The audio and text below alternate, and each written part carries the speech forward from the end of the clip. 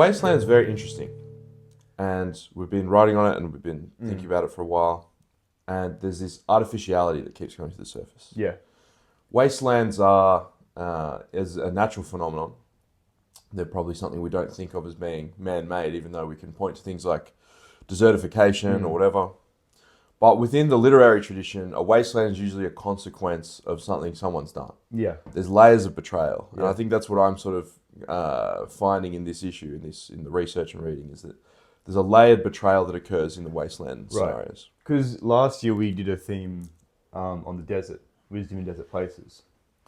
But the desert in the literary or symbolic category is very different to the wasteland. Right. Because we didn't create the desert. We encounter it. It sometimes imposes itself on us. Right. We have to choose between a sort of death to the self or an exile, or we try and run away for as long as we can. But the desert kind of is this persistent symbol, but it's not one that we create. It's one that we just have to go through. Right. Whereas the wasteland, as you're saying, there are these layers of betrayal, and it could be betrayal between humans. There's also an element of betrayal between humans and the landscape itself. Right. I'm thinking of, there's a quote from Omar Sharif's character in Lawrence of Arabia, is that the desert is the worst place God ever created. And you have T. Lawrence's character where he still believes in this, that nothing is written, right? There's a way that you can push through a desert scenario, and the human will can push through this a natural wasteland. But this is not so the case when you look at these sort of artificial wastelands. Yeah. Sometimes an artificial wasteland is something that's totally impassable, or it's something that the sheer will of a human alone is not enough. Yeah. You need some sort of thing that can cure it. It's there's like a pathological quality to an artificial wasteland. Yeah, yeah. It's an external image, not to say it's less real. Right. Like it is a real image, but it's also an externalization of sometimes an internal pathology. Right. So, and it can be internal to the human or to the society as a whole. And so I guess in the issue that we're working on, there's a few works that we've kind of chosen to explore the theme of Wasteland.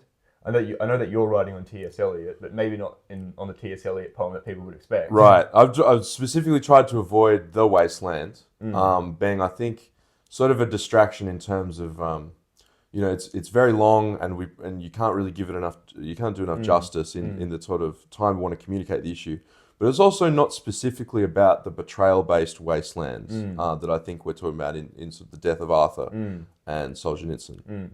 The Hollow Man was always a favourite of mine from T.S. Eliot, which is like the other sort of post-war authors were commenting on a psychic break that occurs after a mass tragedy. Right. So T.S. Eliot wrote the Hollow Man following the Second World War. And so there's this interesting sort of component where related to C.S. Lewis, he has this common refrain that there was England was a land of men without chests, and so there was this hollowing out. There's a veneer of a person that exists. There's the shell, but whatever is sort of essential or what was sort of vital. Imbued with vital, imbued with virtue, the thumos of the person, that vital breath. Something of that was gone and was placed with this mechanized sort of mechanical human. Yeah. There was the meat grinder person who we send into the trenches. Yeah. There is this everything we have is a perfect replication. All of the teacups look the same. Yeah. There's the fingerprints of man have been lost in some way. Yeah. And we've been reduced to these shells. So that's an interesting sort of part to draw out. Yeah, and so you mentioned Solzhenitsyn, Arthur, and that kind of wasteland. So I mean that's kind of how we began this Wasteland project, because we did, in the start of this year's journey, we were looking at the Grail Quest. That's the overarching theme for the year. Right. And so the Wasteland doesn't come out in a vacuum. We're looking at it in the context of the Grail Quest, in the context of setting out to find the thing that will restore you, the thing that will bring wholeness. And there's a necessary step in the Grail Quest that you get, for example, in the original story of the Grail, Parzival, right? Parzival goes out to acquire the Grail. When he first encounters it, he fails in some way, right? He lacks something, or he deliberately obscures or hinders himself. And the result of that is that the land becomes barren, it becomes a wasteland, and he's blamed for it, right? Mysteriously, in a way. Right. Because it's like, well, how is the entire realm, the Camelot, Christendom, falling to pieces as a result of one man failing to recover something? Right. But where's the contingency? But where's And so I think something that I've tried to draw out in this issue of Wasteland is the idea of the false grail, right? Because the false grail, and this is how I've described it when I was writing a little bit on Solzhenitsyn, is it is all that we never sought. And that means two things. It's all that we never sought in that we didn't want this. We never set out to end up in the Wasteland, right? But it's also all that we never sought in the sense that we never went out to get the Grail. Right. We always knew we were playing for second best, right? We never really wanted the totality because it's too hard, right? Just like Percival, he sees the Grail and he does want to know, right? But he places a custom. I should be quiet. I shouldn't say anything. I'll just wait and privately ask a servant tomorrow, right? I won't embarrass myself, right? He places something else in the way. He says, I'll just keep to this ideal and I won't go for the true ideal. And so I found that really interesting because there's a chapter in the Gulag Archipelago, right? So Solzhenitsyn is imprisoned, right, by the Stalinist regime for, anti-Soviet propaganda or something. He's a writer and he describes, this massive 3-volume work, his experience, the experience of the Zek, the prisoner going through the system. And there's one chapter where he talks, I think it's the chapter from the Blue Caps, where he talks about how close he was to being on the other side of the prison wire. Right? How close he was to being, the guard. And so he talks about when he was a junior officer, right? And he said, myself and all the junior Soviets, right? We didn't so much love the ideal as we loved the little stripe that got pinned onto our chest. Right. We didn't so much love the ideal as we loved marching in rank and file and getting a promotion, right? And so he admits, right, that even us starry-eyed youths, right, Stalin's youth, right, the people who believe in communism more than anyone else, we didn't really believe in the ideal. Right. We didn't want the Grail. We didn't want communism. We just wanted the badges and the marching and the telling somebody else what to do. Right. And then he has this moment of realization. It's kind of in that run of chapters where he has the famous observation, like the line between good and evil, right? Because he has this realization about the nature of the Wasteland, right? Is that it's always due to, right, our own pathology that we bring it about. There's a responsibility that we have, and that's where he comes to that famous conclusion: the line between good and evil is drawn between every human, down the middle of every human heart. I can't blame Stalin or Lenin as much as obviously there are things that they are responsible for. I have taken as much part in the Wasteland as they have. Right. I am as much responsible for the Wasteland. And there's this idea that everyone is susceptible because there's not this sort of perfect morality that's drawn out in lived experience. Yeah. So we were talking earlier about this idea of sort of confusing parables or confusing fairy tales. Yeah. Aesop's fables, where there isn't a direct moral, where there's sort of just an observation rather than a critique. Yeah. And there's this interesting sort of component where, as you said, because this line between good and evil is drawn down at the intersection of a human heart, there's all these moments where you can sort of sway either way, unknowingly or knowingly so. But then there's all these sort of weird ones in the middle, where it's kind of not, being just sort of Stalin's youth and wanting to go for promotions and marching in line and just being part of a comrade brother band. It's sort of a morally neutral type situation. Yeah. But it's only in the grander context we go, well, these were sort of a bad guy in a type of story. So Solzhenitsyn, as a youth, he doesn't know he's being the bad guy. Right. He thinks he's being a good communist youth. Right. And in a sense he is, right? Yeah, he isn't morally blameworthy for marching with the Stalin youth, for wanting his promotions. Right. Like you said, it's sort of a neutral act, right? But then he looks back on it in hindsight as a prisoner, and he's like, I put myself here. Yes. That was, I was participating in one of the greatest evils, but in this strange way, right? Like there's a sort of neutrality to the whole prison experience. It's very hard to read the Gulag Archipelago because of how ironic Solzhenitsyn is. Right. He uses deliberate irony. He makes fun of how powerful the tools of oppression are in the hands of the Soviet state. He's like, well, of course, right, hunger strikes are useless. Right. Of course they figured that out. Yeah. What a silly prisoner, right? For thinking he has control over the sentiments of the guards, right? Yeah. And it's hard to read in the sense that the whole thing is almost neutral, but at the same time it's so wholly evil. And this is why there's sort of this interesting component in the modernist time and place we exist in, is that this very mechanical factory operation system. the prison is not dissimilar to a canning factory. Yeah. And it's not dissimilar to the bomb factory. And the war on the war on the Western Front, or the war in France or whatever, is also just this sort of assembly line mechanical type thing. It's really, we're just pulling these levers and turning things, and there's the mincemeat at the end, but it's sort of neutral in a sense. When someone launches an artillery shell across a battlefield, they don't see who they're hitting. They don't know what happens. It's beyond the horizon. Yeah. And especially at sea, wars happen where you don't see the enemy. Yeah. There's this interesting sort of part where there's all of these acts alone are depersonalized. Yeah. And so then the entire conflict becomes depersonalized. The entire archipelago of gulags become depersonalized. Even though you might have individual wicked actors or something like that. In the grand scheme of things, when everything's rendered out to the macro scale, you lose some sort of like moral culpability. Yeah. Who do you blame? Who is responsible for this? And I'm thinking as well, I'm sort of reminded as I say this of Foucault's concept of power in a liberal state. Yeah. Where the problem is in sort of a modernist conception is it's not obvious where the power lies. Yeah. When you had a previous regime where there's a king or a tyrant or a dictator, something like that.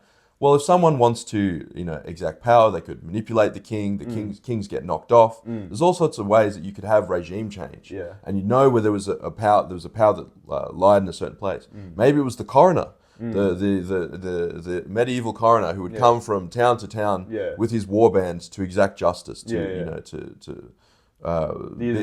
court, the judge, the jury, and the executioner. The traveling hangman. Yeah. The traveling hangman. Where does this exist in the mechanical factory world? Yeah. It's not exactly clear that you can just stick a stick in the cogs and the machine would break down. Yeah.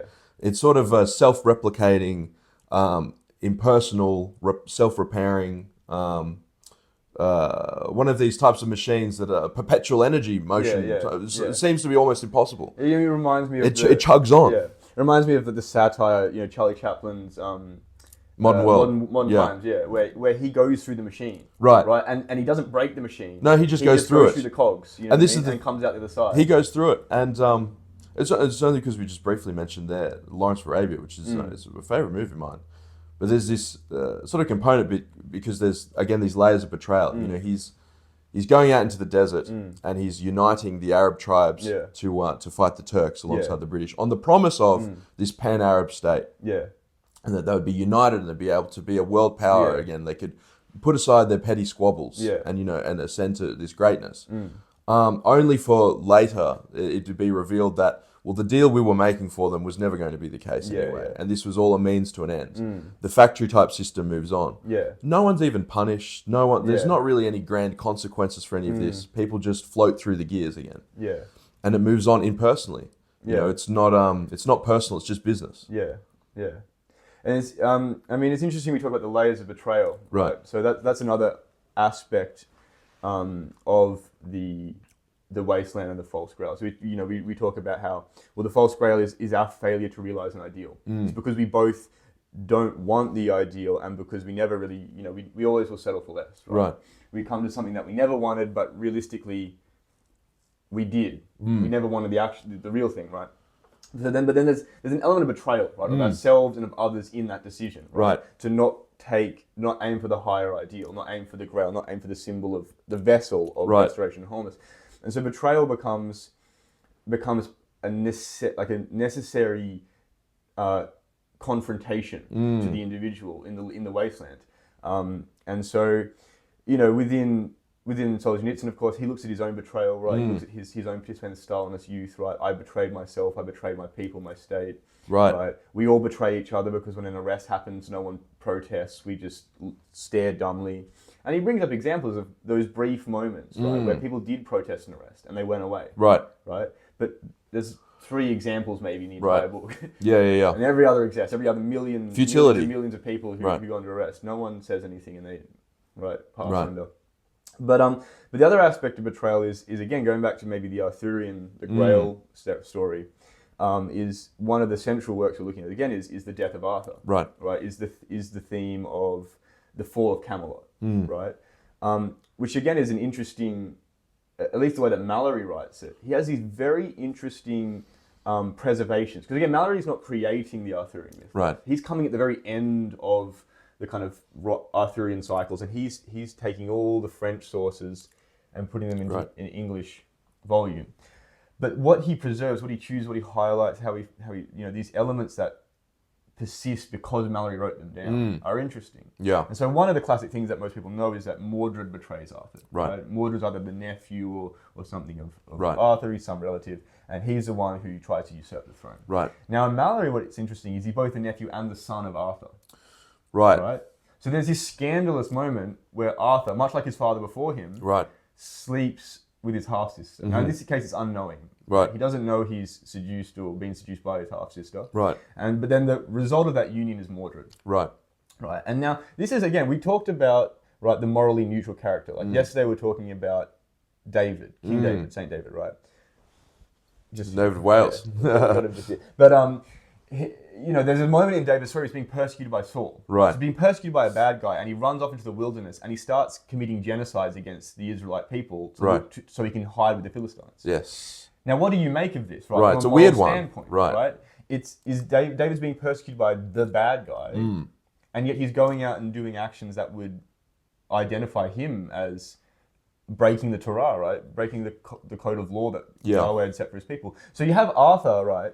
Yeah. Similar figure, right? Right. He's the righteous king. He does nothing wrong, right? Apart from maybe not knowing occasionally and making a blunder for that reason. Yeah.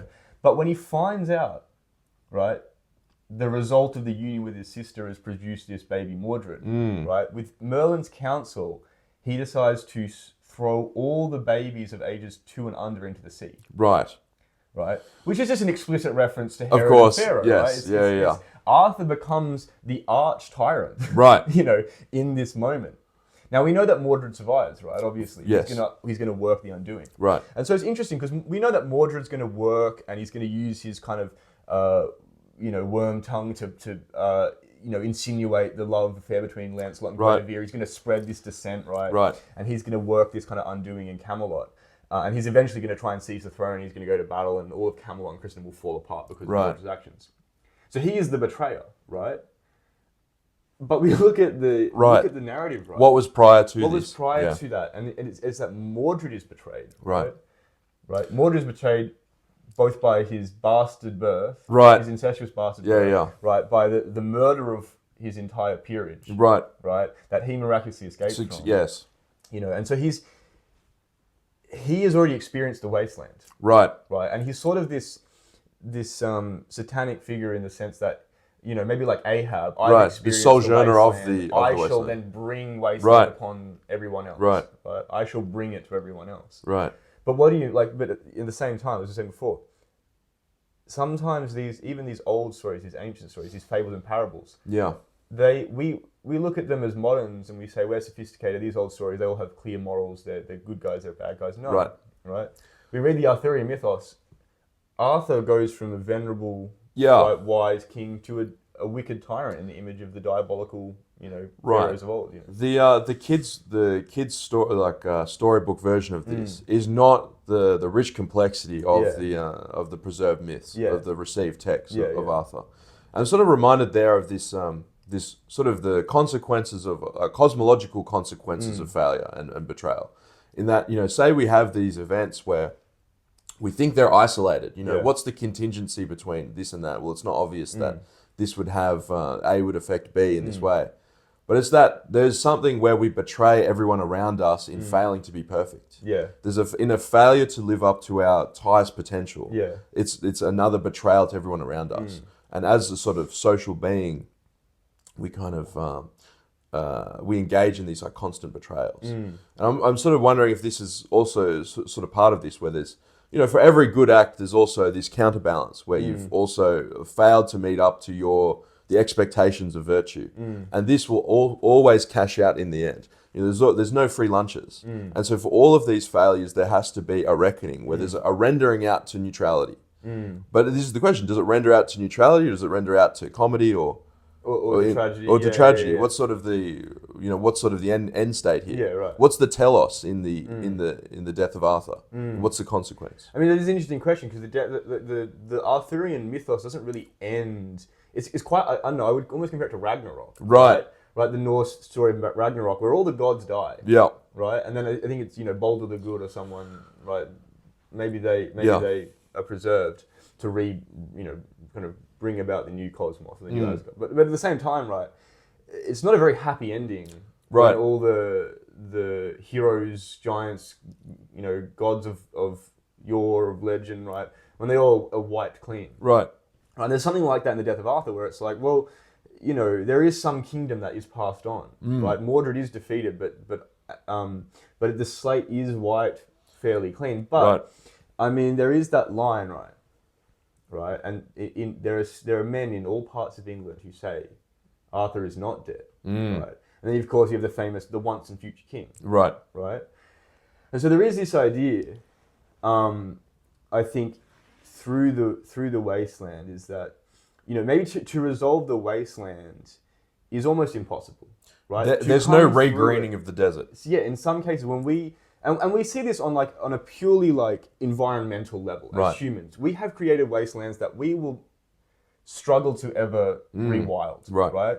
We have created chemicals and compounds, and we've done things to the environment. So on a literal environmental, observable level, right? Everyone can see parts of the world that have been covered in concrete or doused in chemicals, or torn up by mining, and there are moments where we can objectively see, we've created a wasteland. I don't think that can be recovered from. Right. At least not. This is going as far as our cycle goes. This is what it is. This is what it is. Yeah. But so I think there is on a symbolic scale within that wasteland mythos, right? The same is true of the society and the hero in many cases, right? Because Solzhenitsyn, he exits the prison camp, right? Eventually, he's freed. He writes, okay. But at the same time, himself, Russia, right? Are they ever repaired from the damages of the 20th century, right? Camelot falls, right? Arthur dies. Now he may return one day to be king, but king over what? Right.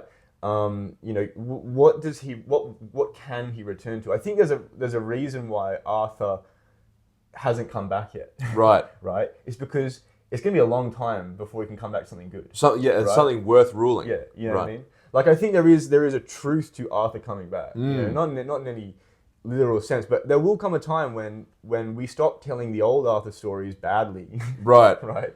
And suddenly we have a new Arthur story. Right. Right. This is, we're both people, we're both, Anglos, right? Sure. Both of us, right? And so these stories excite us. We like them. And there's this idea of waiting for the return of Arthur. We're waiting for the sword to be pulled out of the stone again. The rightful king. Yeah. And so there's this interesting, idea, right, from whence comes heroes but chaos. The Wasteland is not really a chaos. No. It's a desolate, barren place. Yeah. It's not the same as the chaos of revolution. It's not the gulags are not the same state of affairs as the Bolshevik Revolution, where there's blood in the streets and there's mania and there's time for people to jump the social strata and sort of assert themselves. It's not the same. It's not a revolutionary environment. Yeah. It's one that's sort of devoid of potential. Yeah.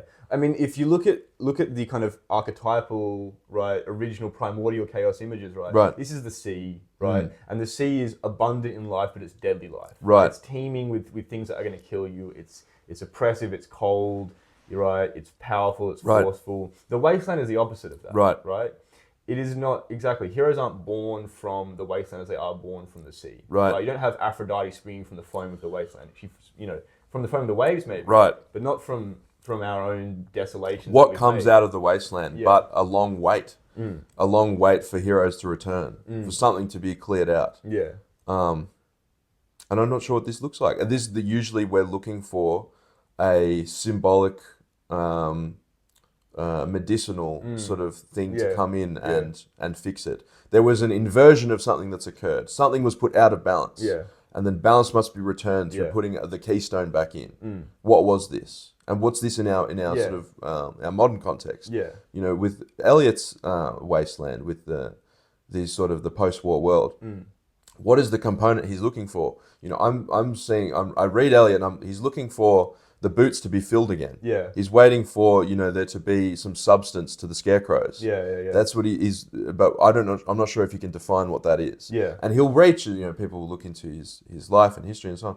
He'll reach and grasp at the hems of purpose or the hems of meaning and things that you can fill the essential being with that he feels has sort of been removed. It turns out everything was accidental. There were no essential qualities to man, but the shell on the outside, but the appearance.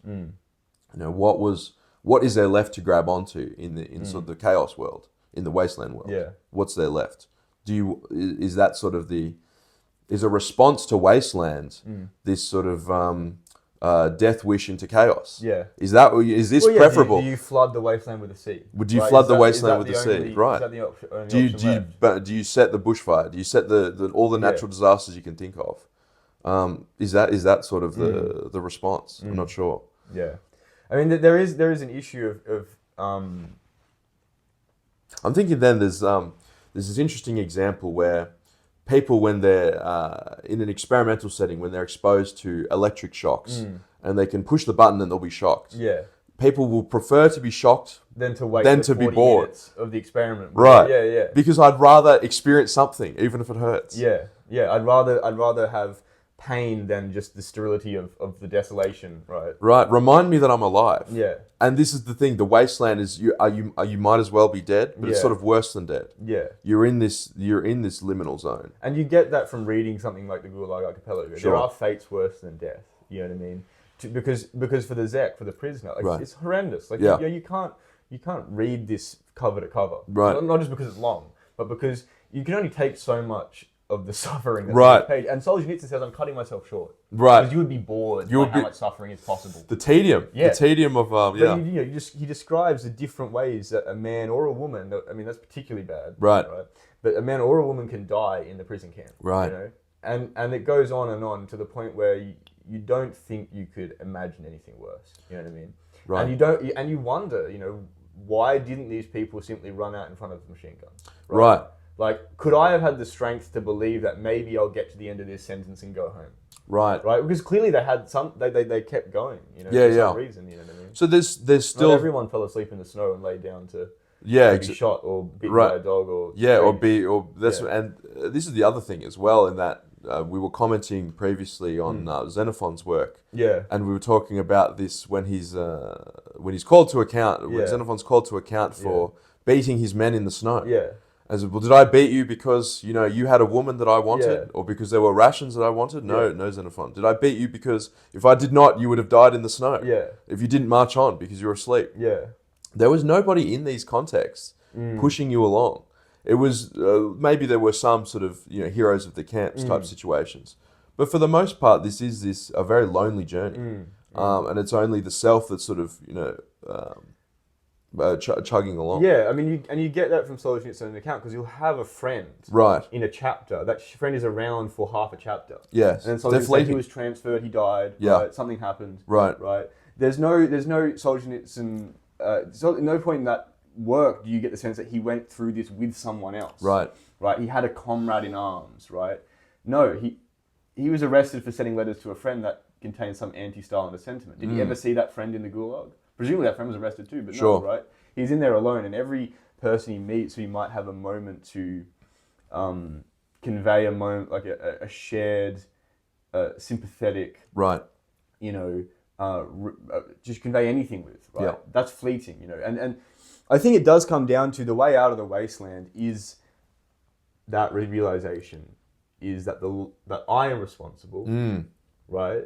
And that the line between good and evil, right, is something that I have voluntarily crossed from the other side. Right. And I think the wasteland is the moment where, because there's nothing else to do, because it's such a desolate place, we finally get the benefit of hindsight, right? And it comes crashing in, and we see every time we've crossed the evil side, right? And we see every time we thought we were crossing over that line to the good, and it really wasn't. You know what I mean? We have the moment of terrible realization, right? That most of the time we thought we were doing something good, we were contributing to a larger evil. Right. We weren't living up to potential. We were keeping silent in the face of injustice. We were ignoring the plight of our fellow man. We were not standing up in the face of a tyrannical regime. Right. We were sleepwalking. Right. Right. Into whatever catastrophe which now is our fault, right? And Percival, right? Again, going back to the overall original Grail story, right? Percival, when he fails to find the Grail and he's accused by all these people of you've caused the Wasteland, he spends 5 years without ever thinking of God. It says, right? 5 years pass. He's never thought of God. He's never entered a church. He's never prayed. So he's literally in a spiritual wasteland. Right. And all he does is he murders, right? Right. It says for 5 years he proved himself the greatest man at arms, right? He killed monsters and knights, and everything he did, right, was above and beyond. Right. So there is no guarantee that when you're in the wasteland and everyone's pointing at you saying it's your fault, you will immediately rise to the occasion, whatever. Because you have this, so Percival is a symbol of a man who keeps going up to fight demons. Right. When it's the internal. That is him all along, right? He's the one to confront himself. And it's, coming back to this idea that, these mass tragedies and so on are incredibly tedious. This is this idea of, so we go on the warpath and for years and years he's fighting the same things. It gets boring. Yeah. It gets incredibly boring. The classic Stalin quote, a single death is a tragedy, but 100 is a statistic. Yeah.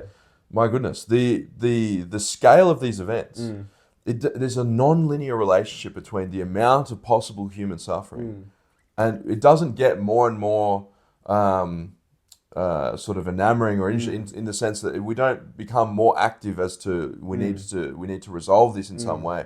It becomes incredibly boring. It becomes this.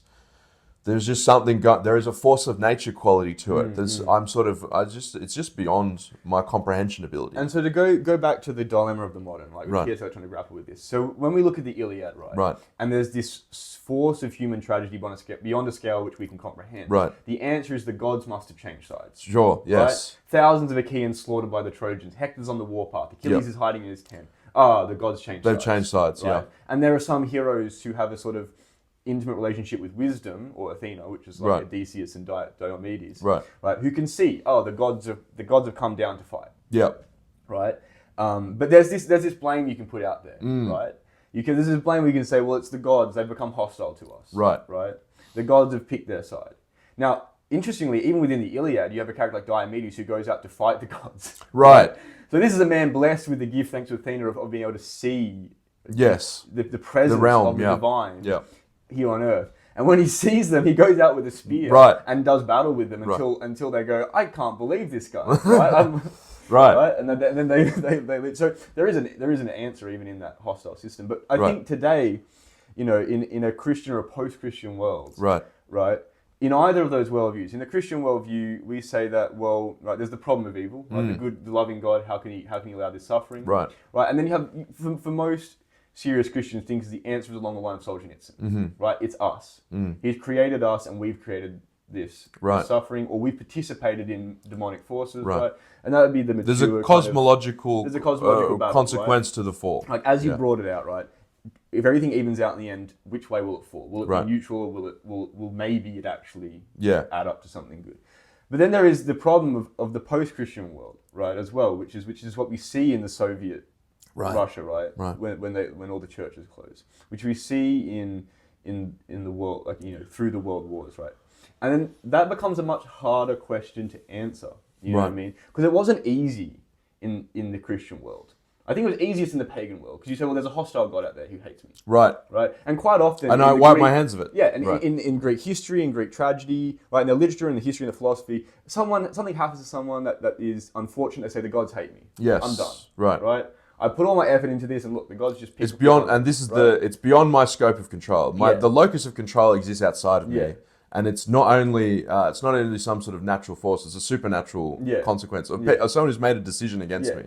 It's over. Yeah, I thought I appeased him. No. And you even have like this account. I slaughtered many. I sacrificed to Jupiter, and yet Jupiter hates me. Right. Yes. He's a fickle god. Right. There's no guarantee. But in the Christian worldview, I don't think it gets much harder, right, to account for the evil, for the suffering. And I think, in the post-Christian world, right, the question is it best to just go back to the pagan? Right. is it best just to let all the old gods back in? Sure. Right? All these old fickle demonic powers, right? Because at least it gives And us so it's someone got to point a something. finger at, Do we? right? Yeah. Do we allow the deluge? You know, Yeah. do we let the chaos come back in? Do we let the flood come in and reseed the wasteland? And there's kind of a question: is it even up to us to let this occur? Is Yeah. this part of the natural cycle? Is there a season Yeah. for these things where there is a return to a pagan age, and from that chaos again, you know, that's where we get the heroes? Is this sort of something that's it's sort of silly to even think that we'd have control over what's going to occur here? And you could argue that historically there has been this pattern that already occurred. You look at the Black Death in the 14th century, that then builds into the Renaissance. And what is the Renaissance but let's let the gods back in? Right. Let's let these pagan gods back in. Let's put Zeus in the Sistine Chapel, right? Because, famously Michelangelo, scandalously starts depicting God the Father. It's not really done before. And who does he base it on? Well, he bases it on pagan Zeus. Right. Let's put the pagan gods back in the church. Right. Let's bring them back into the senses of learning, right? Yeah. So vacuums need to be filled. Yeah. And the Black Death is that wasteland. Like, it truly is. And part of the social problem that comes from that is the clergy all die off because they're caring for the sick. Or at least the clergy on the lower level of society. And so the new clergy that are filled are immensely corrupt. You know what I mean? And so there is a preference. It's like, well, let's just fill it with the old gods. Yeah. At least they're honest when it comes to being corrupt. Right? Yeah, that's it. Right? That's These it. priests, they're pretending not to be. They're pretending to be good Christians, but we all know that they're corrupt. Right. We all know that they've got wives and they've got mistresses and concubines and that they buy and sell titles. That's it. So let's just the devil I know. Yeah, the devil I know. Right? Yeah. Let's just take Zeus back. Right? Yeah. Let's return, and then that's the Renaissance, Right. And I wonder if this sort of leads into these, like the cycle with the magazine, but this idea of fairy tales and perennial stories, in that you can't escape these cycles.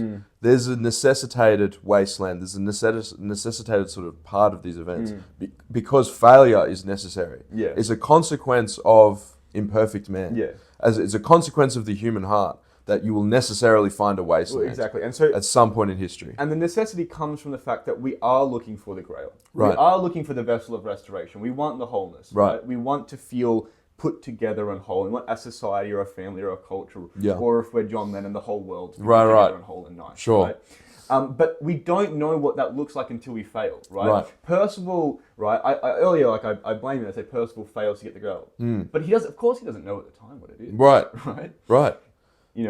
He simply fails to find out what it is. To find out what it is, right? And so that is what happens, right? We come into the wasteland sometimes, and we have to exit the wasteland via taking on the responsibility. Yeah, it's a cruel trick. Right, it's seen because we take on responsibility for something that we didn't know. Right, at the time. It's seen through this negation. It's seen through painting out the negative space rather than the object itself. Yeah, and it's only in that gap we find out what the silhouette was. Yeah, what it was supposed to be. Yeah.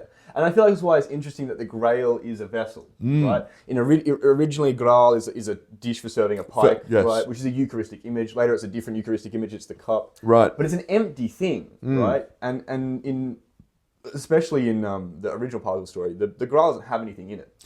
And it's not useful until it's filled. The hollow cup is devoid of life. Yeah. There's a missing quality there, even though the vessel is present. Yeah. And so I suppose that is the image of that negative space, right? We need to fill that in, right? Yeah. And so, on one level, right, how can we be blamed for finding the Grail? How can we be blamed for bringing about the wasteland? Because we never knew. Right. But once you enter it, the only way out is to say, well, it was me all along. I was responsible. I should have known. It's the Oedipus dilemma, right? Right. How could Oedipus... And we talked about Oedipus in the context of the Grail Quest last issue. Right. Because Oedipus himself is a kind of Grail. He is the answer to a riddle like the Grail was all along. He was the missing piece of the puzzle. Yeah. And he never realised it, just like Percival never realised it with the Grail. So, but Oedipus, there's a dilemma there. Because if only he had found out, if only he had asked, who was the man I murdered at the crossroads? Who is the woman I married to take this kingdom? Yeah. Then he would have known. Right. So it's almost like... But how can he be blamed for doing otherwise? Well, because he didn't know. And so there's this idea, right, of both knowledge and in ignorance. Yeah. There's these sort of these consequences. But I'm thinking then it's almost as if the only true failure, the only true loss in the cycle is to not get back on the horse. It's the giving up is the problem. As long as you're struggling through the gulag, they haven't won yet. Yeah. All of that was this sort of this other maxim that all defeat is psychological until death. Yeah. You know, all of it is psychological. Yeah. And so the failure to get back on the horse is the only problem you face, because you necessitate failure. It's your friends will always. You've never been betrayed by an enemy. It's only our friends who will betray us, and it's only us who will betray ourselves. Yeah. The failure to get back on the horse is the real problem here. The despair into the wasteland. Yeah. The despair to just go sit in the desert for a while. Yeah. That's the problem. Yeah. So I suppose to wrap up, so we'll be putting this issue out hopefully in the next few weeks, and we will be looking at, as well as what we've discussed, some T.S. Eliot, some Solzhenitsyn, some Malory. We're looking at a little bit of Roman history, Right. And there's the famous quote, right? They make the world a desolation, proclaim it a peace. Right. Of course. Pax Romana. Yeah. Right. And so we'll be looking a little bit at the theme of that, and hopefully we'll have a guest contributor who's done his master's recently on some Roman historiography. But that's all coming up. And I have here behind me as well, right? This is our current print done by Tom Burke, right? He did our last print for the Grail Quest, and this is his specific print on the Lantern Waste. So these are also available, or will be. But yeah, we'll be continuing to have more conversations in the next little while. But this is our inaugural. There needs to be that's it. Ideas. We've been Harry, Levi. We will be sitting bottled up on our own ideas for months. Too long. And after us, the deluge. Yes, and now after this, we were just going to release it all. We've got this week to kind of start this explosion of thought and forms and. Of course. Yes. Good, participating in that golden thread. Yeah. Well, I think it's been good. I think we really brought in a lot of things we've been talking about in the past week. And said them fairly smoothly. Set them straight as is right and fitting. Yeah. Setting a line. Yeah. But until next week. Until another time. Yeah. Another time, another pint.